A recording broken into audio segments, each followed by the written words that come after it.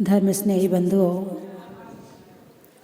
सिद्ध भगवान ने संसार का नाश किया है, हाँ या ना? तुम कहाँ रहते हो? तो फिर नाश कैसे कर दिया? मैंने आपसे प्रश्न किया कि सिद्ध भगवान ने संसार का नाश किया है, तो आपने कहा हाँ। तुम कहाँ रहते हो? यदि नाश किया है तो फिर तुम कहाँ रहते हो? अरे बोलिए ना, संसार में। तो फिर नाश कहाँ हुआ? ऐसा है, एक शब्द है विश्व और एक शब्द है संसार। संसार सबका अपना अपना पर्सनल है। हमारा राग द्वेष, हमारा मोह, हमारा कर्म, जहाँ जहाँ हम हैं वो हमारा संसार है। और विश्व किसे कहते हैं? जहाँ 6 द्रव्यों का निवास होता है उसे विश्व कहते हैं। आप कहाँ रहते हो? विश्व में। संसार में रहते हो क्या? संसार में भी हैं और विश्व में भी हैं। संसार हमारा पर्सनल है, हमारा मोह है, हमारी कषाएं, हमारा कर्म है, एक एक चीज जिसमें हम डूबे रहते हैं वो हमारा संसार है। तुम्हारा घर तुम्हारा संसार है, तुम्हारा परिवार तुम्हारा संसार है, तुम्हारे रिश्तेदार तुम्हारे संसार हैं, लेकिन वो तुम अलग हो और वो अलग है। यदि वो तुमसे जुड़े हैं तो वो संसार है, और वो तुमसे जुड़े नहीं है तो उनका संसार नहीं है। तो संसार और विश्व। तो जो सिद्ध भगवान हैं उन्होंने अपने संसार का नाश कर दिया है। एक बार मैंने एक पूजा की लाइन में लिख दिया कि उन्होंने संसार का नाश किया, तो एक भाई मेरे पास आए, बोले माता जी ये गलत लिखा है। अब शास्त्र तो पढ़ते नहीं है, गहराई में जाते नहीं है, शब्दों का अर्थ निकालते नहीं है। बोले माता जी ये आपने गलत लिख दिया। मैंने कहा लिखा गलत नहीं है, समझा गलत है। हालांकि फिर मैंने विचार किया कि मैं किस किस को समझाऊंगी कि संसार सबका अपना अपना होता है। पढ़ने वाले बहुत हैं, लाइन को चेंज किया मैंने, लेकिन वो लाइन यही है कि सबका अपना अपना, जहाँ जहाँ मोह है वहाँ वहाँ संसार है। किसी का संसार किसी का नहीं है, सबका अपना अपना संसार है। आज आपने 8 कर्म की 148 प्रकृतियों से रहित सिद्ध भगवान को अर्घ चढ़ाया। कर्म कितने होते हैं? अरे बोलिए ना, 8। बस 8 ही होते हैं, फिर तो कोई ज़्यादा नहीं है। 8 तो ही है ना, इनको ही तो नाश करना है। कौन से ज़्यादा? 8 ही चीज़ तो है। फटाफट यूँ चुटकियों में नाश करो और मोक्ष चले जाओ। हैं? 8 कर्म की 148 प्रकृतियाँ। प्रकृतियाँ मतलब भेद, प्रकृति मतलब उनका स्वभाव। कौन सी कर्म का कौन सा स्वभाव है? प्रकृति का मतलब क्या है? स्वभाव। बोले उसकी प्रकृति ऐसी है। कभी कभी कहते हो ना, कोई गुस्सा करे ज़्यादा तो कहते हैं उसकी प्रकृति ऐसी है, यानी उसका स्वभाव ऐसा है। तो प्रकृति 8 कर्म की 148 प्रकृतियां हैं। ज्ञानावरण का क्या स्वभाव है, क्या प्रकृति है? ज्ञान को ढकना। दर्शनावरण का क्या स्वभाव है? दर्शन को ढकना, दर्शन नहीं होने देना, है ना। मोहिनी का क्या स्वभाव है? सच्चाई नहीं देखने देना, जैसा है वैसा नहीं देखने देना, ये मोहिनी का काम है। वेदनी का क्या स्वभाव है? साता और असाता कर्म की सामग्री इकट्ठी करना। आयु का क्या काम है, उसका क्या स्वभाव है? तो आयु का स्वभाव है जिस शरीर में तुमने जन्म लिया है, रह रहे हो, वो कितने समय तक रहेगा, उसके लिए वहाँ तुम्हें बांध के रखना, ये आयु कर्म का स्वभाव है। नाम कर्म का क्या स्वभाव है? तुम्हारे शरीर की रचना करना। शरीर किसने बनाया? शरीर का निर्माण कहाँ हुआ? शरीर का निर्माण माँ ने किया। किसने किया? अरे बोलिए ना। अब आप कहोगे माता जी अभी अभी तो विधान किया है, आज नहीं कह सकते। वैसे तो हम कह भी देते, लेकिन आज नहीं कह सकते कि शरीर का निर्माण माँ ने किया है। ये बात सही है या गलत है कि शरीर का निर्माण माता करती है? अरे कुछ तो बोलो, गलत है या सही है? हाँ, इसमें से एक उत्तर दो, गलत या सही। बड़े ज्ञानी लोग बैठे हैं। महाराज जी आपने इनको बहुत ज्ञान दे दिया है, एक बार में उत्तर दे देते हैं। नाम कर्म ने शरीर का निर्माण किया है, ठीक है। निर्माण कहाँ हुआ है? वो माता के गर्भ में हुआ है। लेकिन जब बच्चा आपकी बात ना माने तो आपको बड़ा गुस्सा आता है। पता होता तो मैं तुझे जन्म ना देती। अरे उसको जन्म लेना है, तुमने दिया नहीं है। जन्म देने वाले कौन हैं? सब निमित्त हैं। क्या है? निमित्त हैं। उसके जन्म लेने का निमित्त उसको था माँ का गर्भ है, और माँ में तुम मिली। तो यदि कोई माँ अपने बच्चे के शरीर का निर्माण करने लगे तो संसार में कोई बच्चा काला नहीं होगा। संसार में किसी बच्चे की आंखें छोटी नहीं होंगी। संसार में किसी बच्ची के शरीर में कोई बीमारी नहीं होगी, यदि माता निर्माण करती है तो। लेकिन देखने में आता है कि पैदा होते ही बीमार हो जाता है। किसी की आंख बड़ी है, किसी की आंख छोटी है, कोई लंबा है, कोई ठिगना है, कोई मोटा है, किसी के बाल ज़्यादा लंबे हैं, किसी के कम लंबे हैं, किसी की उंगलियां मोटी हैं, किसी के नाक मोटी है, किसी की चपटी है, किसी की तोता जैसी है। अरे बोलिए ना, हैं? ये अंतर पैदा किसने किया? हैं? नाम कर्म ने। तो नाम कर्म की 93 प्रकृतियां हैं, इससे ज्यादा है नहीं है। तो नाम कर्म की 93 प्रकृतियां, सारी प्रकृतियां शरीर निर्माण का काम नहीं करती हैं, कुछ और काम भी करती हैं। तो जो प्रकृतियां निर्माण का, मान लो 60-70 प्रकृतियां शरीर का निर्माण करती हैं, तो 60-70 तरह के चेहरे होने चाहिए थे, इससे ज्यादा नहीं होने चाहिए थे। अरे बोलिए ना, फिर इतने सारे चेहरे कहाँ से आ गए? नाना कम्मा नाना जीवा। अभी आपने अर्घ चढ़ाया था, उन अर्घों में एक अर्घ था संख्यात कर्म रहित सिद्ध भगवान, फिर दूसरा अर्घ था असंख्यात कर्म रहित सिद्ध भगवान, फिर तीसरा अर्घ था अनंत कर्म रहित सिद्ध भगवान, फिर चौथा अर्घ था अनंतानंत कर्म रहित सिद्ध भगवान। यानी कर्म कितने हैं? अनंतानंत। नाना कम्मा नाना जीवा। एक व्यक्ति की आवाज दूसरे से नहीं मिलती है। इतने लोग यहाँ बैठे हैं, सब आपस में एक दूसरे की आवाज पहचानते हैं।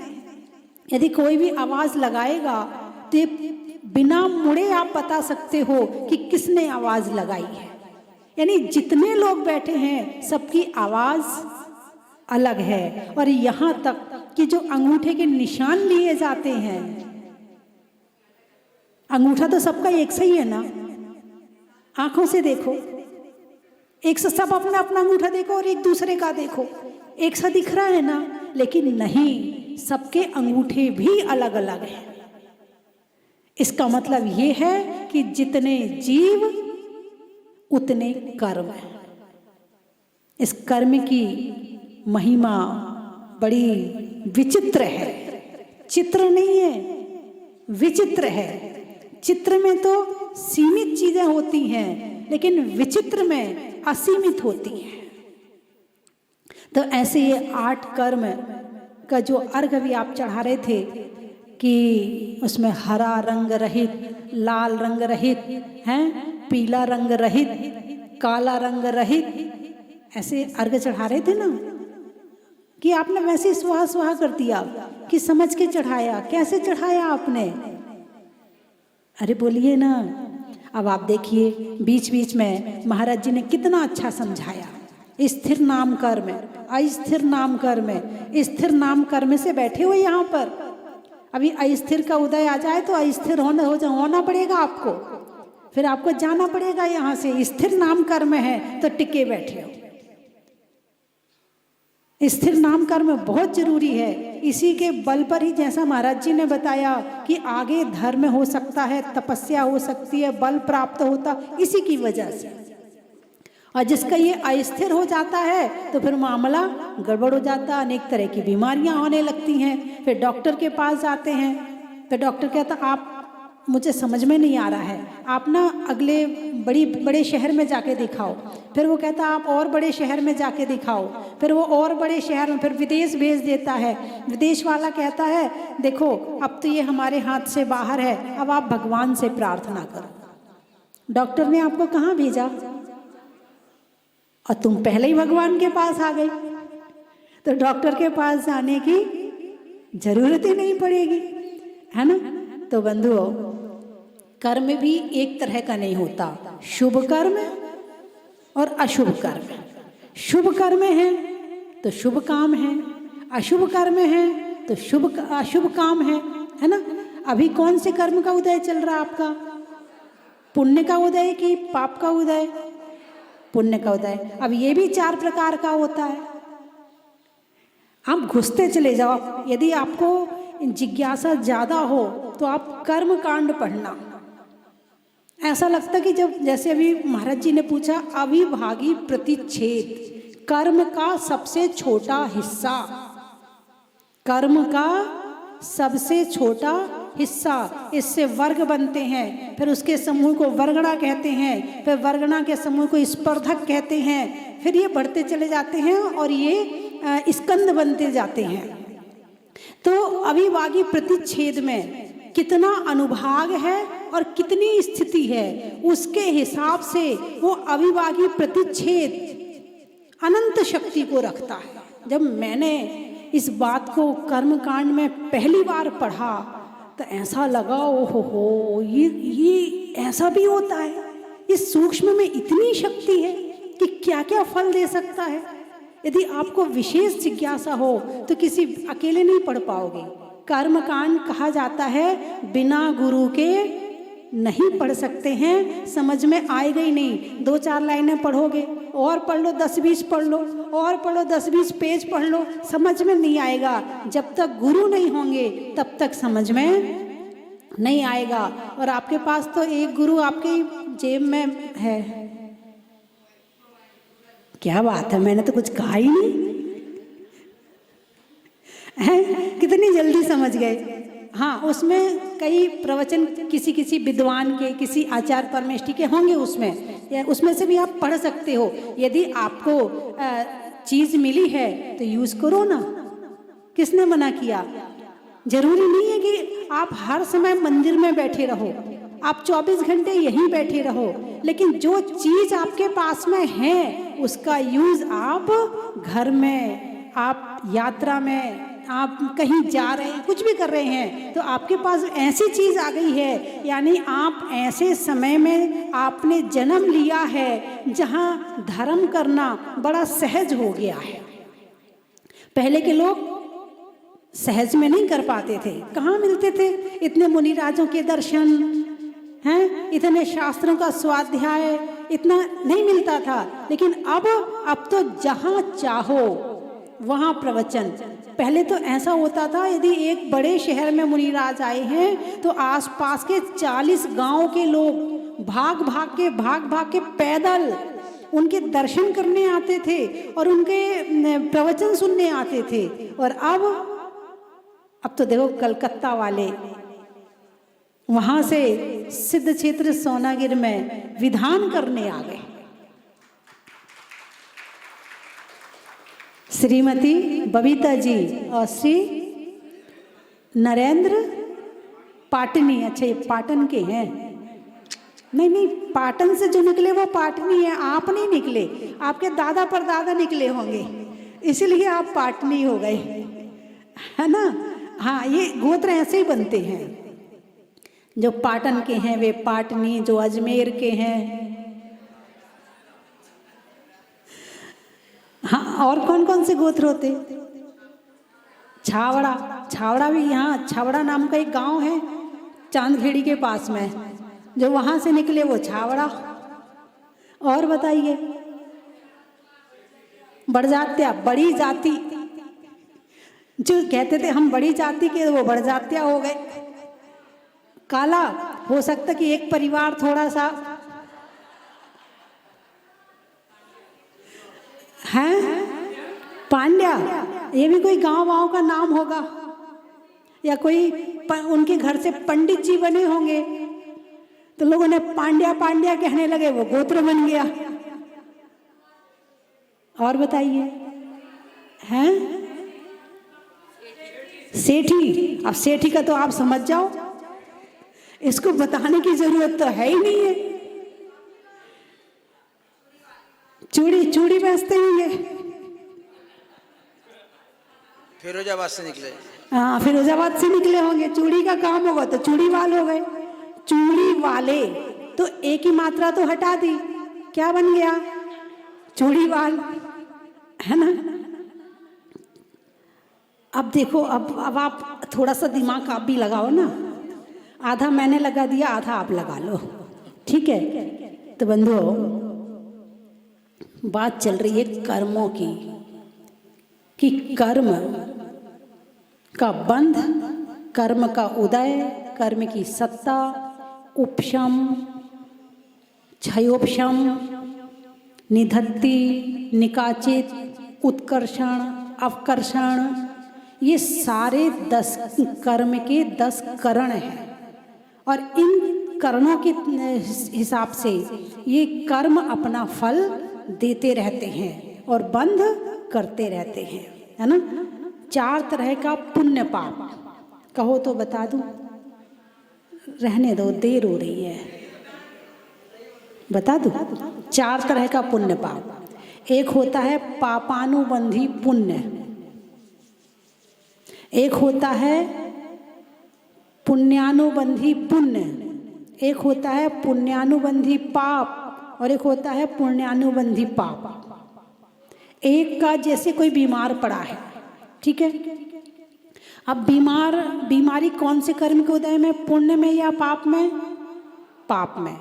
अब वो लेटा तो शांति से है, न गुस्सा कर रहा, न चिड़चिड़ा रहा, न टेंशन कर रहा, आराम से लेटा है और भगवान का नाम ले रहा, नमो अरिहंताणम, नमो सिद्धाणम, नमो आयरियाणम, नमो वज्राणम। जितने उसने पाठ याद किए हैं, पढ़ा पढ़ा अपने पाठ कर रहा है, पढ़े पढ़े पूजा पढ़ रहा है ना, बड़ी शांति से वो समय को काट रहा है। उदय किसका चल रहा है? पाप का। बंद किसका कर रहा है? समझ में आया कि नहीं आया? उदय पाप का और बंध पुण्य का, यानी पाप के उदय में पुण्य का बंध किया जा सकता है।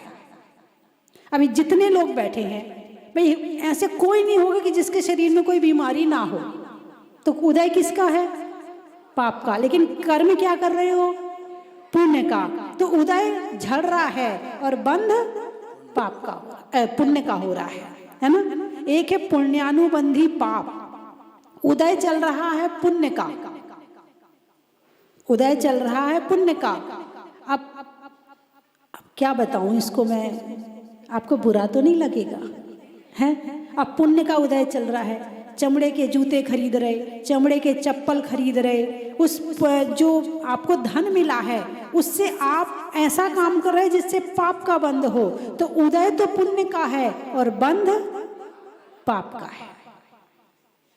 एक है पुण्यानुबंधी पाप, ये हो गया पुण्य का उदय और बंध पाप का।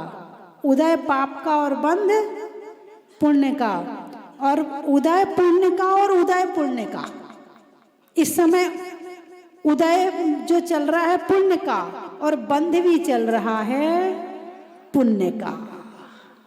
अभी यहाँ हो रहा है, उदय भी चल रहा है, इसको तीव्र कहते हैं, इसकी भी डिग्री होती है ना, तीव्र, तीव्रतर, तीव्रतम, मंद, मंदतर और मंदतम।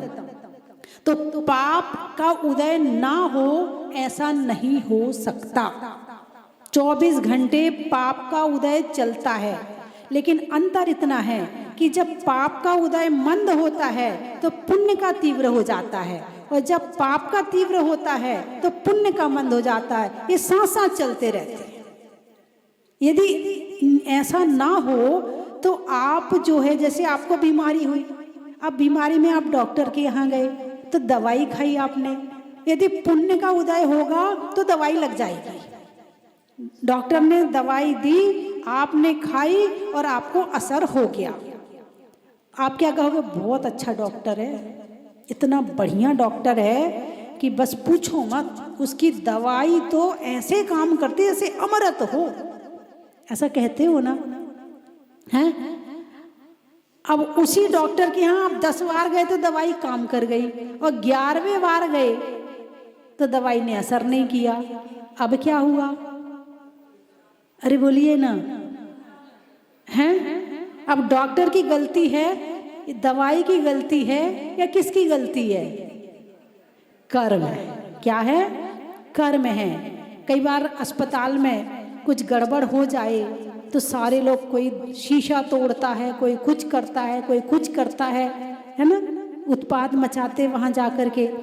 जबकि यदि उस व्यक्ति के कर्म का उदय ना हो तो डॉक्टर से भी गलती होने वाली नहीं है। एक भाई थे, बहुत ज्ञानी थे और बहुत अच्छा ज्ञान था उनको, मतलब प्रैक्टिकल, समता भाव वाला। गृहस्थ थे, तो वो उनकी पत्नी का बीपी हाई हुआ, तबीयत खराब हुई, तो वो डॉक्टर के पास ले गए। डॉक्टर ने इंजेक्शन लगाया, हमेशा जाते थे उसके पास, और उसी का ट्रीटमेंट चलता था। और जैसे ही इंजेक्शन लगाया वैसे ही उसकी डेथ हो गई। अब उनके बेटे तो वहाँ लड़ने तैयार। उन्होंने कहा, देखो ये डॉक्टर वही है जो हमेशा दवाई देता था, लेकिन आज ही क्यों डेथ हुई है? डॉक्टर अपनी तरफ से क्या ये सोचता है कि इस मरीज को मैं मार दूं? क्या डॉक्टर शत्रु है तुम्हारा? नहीं है, लेकिन फिर भी ऐसा हुआ है तो कहीं ना कहीं हमारे कर्म का उदय भी है। तो जो ये सारी दुनिया चल रही ना, कौन चला रहा है इसे? भगवान चला रहे। कौन चला रहे? हमारे भाई साहब उंगली उठा रहे हैं कि ऊपर भगवान बैठा है और वो यूं घुमाता है, तो हम सब, अरे बोलिए ना, घूमते रहते हैं, है ना? पक्का विश्वास है ना कि ऊपर वाला चला रहा है और हम? अच्छा, चलो आपसे प्रश्न है, जो ऊपर वाला है वो कौन है? भगवान है या कोई शैतान है? जोर से बोलिए। भगवान है। ठीक है, भगवान है। अच्छा, अब भगवान ऐसा कर सकते कि एक को चोर बना दें और एक को सेठ बना दें? अच्छा, भगवान ऐसा कर सकते हैं क्या कि एक को काला बना दें और एक को गोरा बना दें? अरे बोलिए ना, नहीं कर सकते हैं। भगवान ऐसा कर सकते हैं कि एक को गरीब बना दें और एक को अमीर बना दें? नहीं कर सकते। क्यों? वो तो भगवान है, कुछ भी कर सकते हैं। भाई भगवान एक अच्छी क्वालिटी है। यहाँ भगवान की पूजा कर रहे हैं, जिन भगवान की पूजा करने आए हो उनको पहचान तो लो। ये वीतरागी है, ना राग है ना द्वेष है, ये अपनी आत्मा के ध्यान में लीन है, ये कुछ नहीं कर रहे हैं। फिर हम पूजा क्यों कर रहे हैं? इनकी पूजा करने से विशुद्धि बढ़ती है, इनकी पूजा करने से हमें गुणों की प्राप्ति होती है और हम आत्मा को पहचानते हैं, इसलिए इनकी पूजा कर रहे हैं। और एक घर का तुम हिसाब रखते हो तो तुम्हारा दिमाग खराब रहता है, और जो तुम्हारी इतनी बड़ी दुनिया का हिसाब रखेगा बेचारा पागल हो जाएगा। नहीं, यहाँ कोई किसी का हिसाब नहीं रखता है। यहाँ सबका अपना अपना पर्सनल खाता है। जो जैसा करेगा वो वैसा भरेगा। तो अभी शिव चक्र विधान बहुत अच्छी भक्ति के भावों से चल रहा है। वीणा दीदी के मधुर मधुर स्वर आपकी भक्ति को और बढ़ा रहे हैं। मुनि श्री पुण्य सागर जी महाराज का जो प्रवचन है, ज्ञान है, वो आपके ज्ञान को और बढ़ा रहा है। और इस तरह आपका विधान अनंत पाप को काट कर अनंत पुण्य की वृद्धि करेगा और मोक्ष मार्ग प्रशस्त करेगा। बहुत अच्छा लग रहा, मुझे भी लग रहा था मैं भी बैठी रहूं, सुनती रहूं। इसलिए तो मैं कह रही थी कि आप बोलो, बोलते रहो आप। फिर बंद ही कर दिया बोलना आपने तो, हैं? चलो, अब इसी तरह आपके आज 256 अर्घ हुए, कल 512 होंगे, परसों 1008 होंगे, नरसों हवन होगा, है ना? और इस तरह से उसके बाद खरसों बिहार हो जाएगा, है ना? हाँ, नहीं वो भी ज़रूरी है। यदि आप घर में जाके और नहीं करेंगे तो दोबारा आएंगे कैसे, दोबारा विधान कैसे करेंगे, है ना? बहुत अच्छा लगा। खेत में धान का, शादी में पान का, और आज होने वाले विधान का। नदी में नाव का, शरीर में पाँव का, और विधान में अच्छे अच्छे भाव का। शैली में नागर का, पानी में गागर का, और मंत्र बोलने में मुनि श्री पुण्य सागर का। वस्त्रों में खादी का, घर में दादी का, और मीठा मीठा गाने में वीणा दीदी का। पेड़ में पत्ता का, मधुमक्खी में छत्ता का, और आने वालों में कलकत्ता का।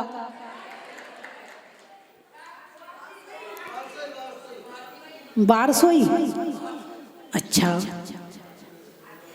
आटे की लोई का है, और दिवाली में लाई का, और आने वालों में बारसोई का। गुवाहाटी, अच्छा। राजस्थान वालों में दाल बाटी का। कितने खुश हो गए दाल बाटी के नाम से तो। हाँ, राजस्थान वाला में दाल बाटी का।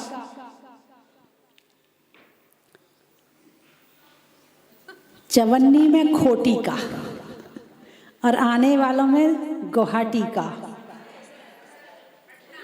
पटना, अच्छा। नहीं होने में घटना का। पेड़ में तना का, और आने वालों में पटना का। पेड़ों में छुई मुई का, रजाई में रुई का, और आने वालों में बम्बई का।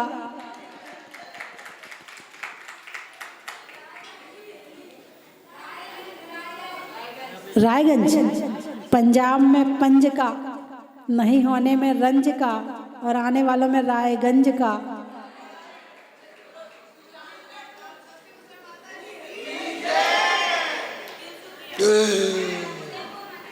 पूजा करने के लिए जिन का।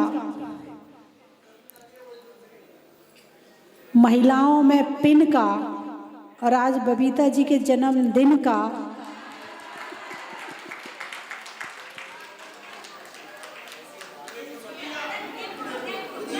गाने में सुर का, नृत्य में नुपुर का, और आने वालों में उदयपुर का।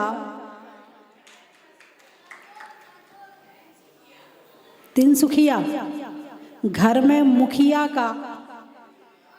घर में मुखिया का, नहीं होने में दुखिया का, और आने वालों में तिनसुखिया का। हो गए सारे? बोलिए 24 भगवान की।